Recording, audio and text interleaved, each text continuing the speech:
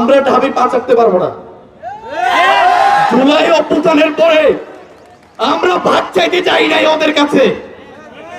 এই কচু খেতে গিয়ে মরক আমরা কোনোদিন আর যাবো না। 11 জুলাই গিয়ে ওদেরকে আমরা উদ্ধার করেছি, অকপটে তারা স্বীকার করে। কিন্তু যখন জুবিয়ানদের দাবি দেওয়ার কথা বলি তখন এই চুপ হয়ে যায়। প্রধান উপদেষ্টা ঢাকা বিশ্ববিদ্যালয়ের কোন পরামর্শে নিয়োগ হয় নাই, প্রধান উপদেষ্টা পুরো জাতির জন্য নিয়োগ হয়েছে। ঢাকা বিশ্ববিদ্যালয়ের চ্যাংটা চুংটা পোলাবান যখন চায় তখন প্রধান উপদেষ্টার কাছে চলে যায়। জগন্নাথ যখন যৌক্তিক দাবির জন্য সেখানে যায় তখন গেটের মধ্যে আটকে দেওয়া হয়।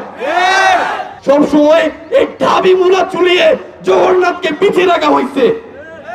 জগন্নাথ বিশ্ববিদ্যালয়ের অধিকাংশ শিক্ষক আজকে এই সমাবেশে নাই। কেন নাই? এরা দাবি থেকে এখানে আসছে। দাবির যে প্রেসক্রিপশন, এই প্রেসক্রিপশন এখানে বাস্তবায়ন করতে চায়।